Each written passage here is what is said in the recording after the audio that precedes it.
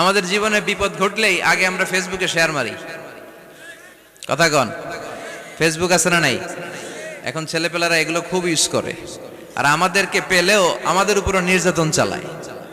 সেলফির নির্যাতন। কিসের নির্যাতন?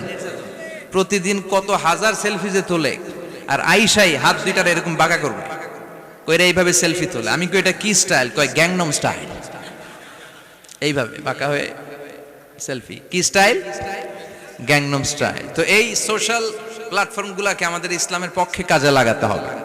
আমাদের প্রিয় শিল্পী মশিউর রহমান ভাই বললেন যে অ্যান্ড্রয়েড দিয়ে যেন আমরা ছেলেমেয়েদেরকে কোরআনের তেলাওয়াত শিখাই, ইসলামী সঙ্গীত শিখাই। এই অ্যান্ড্রয়েড যেন আমাদের চোখের জিনার কারণ না হয়ে যায়। এই অ্যান্ড্রয়েড ফোন যেন আমাদেরকে জাহান্নামী না বানায়। The decision is years. সিদ্ধান্ত আপনার। একটা শক্ত সিদ্ধান্ত আপনারে পারে জান্নাতের অধিবাসী বানাতে। আর আপনার দুর্বল সিদ্ধান্ত, শয়তানের হুইসপারিং, শয়তানের ওয়াসওয়াসাতে কাবু হয়ে যখন আপনি এটার মিসইউজ করবেন, এটাই আপনাকে জাহান্নামী বানাতে যথেষ্ট। The decision is yours. You have to take the right decision now. আপনাকে সিদ্ধান্ত নিতে হবে, কই যাবেন, জান্নাতে না জাহান্নামে? কথা বলেন, কথা বলেন।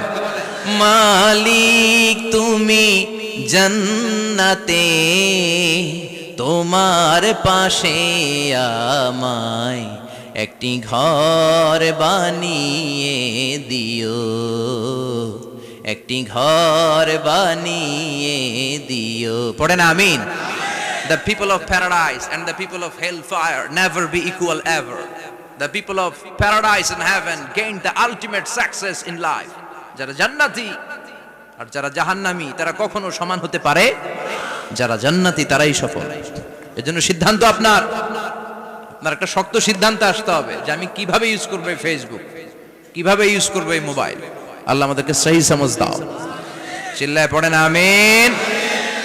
বিশ্বনবীর ভালোবাসা ছাড়া জান্নাতে যাওয়া যাবে?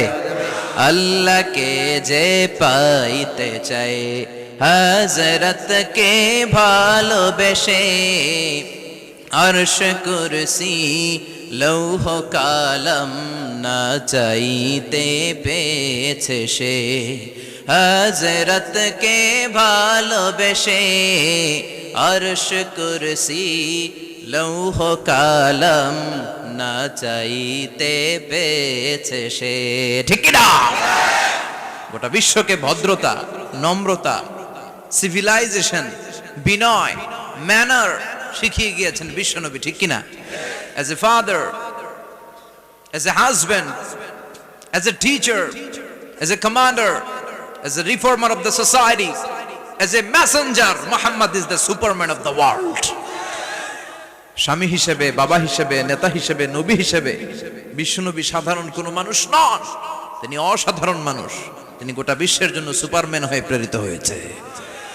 এজন্য ইসলাম শান্তির ধর্ম। ইসলাম মারামারি করে না। ঠিক কিনা? আপনাদের জিজ্ঞেস করছিলাম মারামারির সময় প্রশংসা করবেন কার?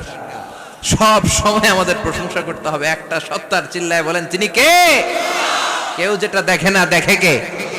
ওই আল্লাহর উপর ভরসা রাখতে রাজি আছেন তো?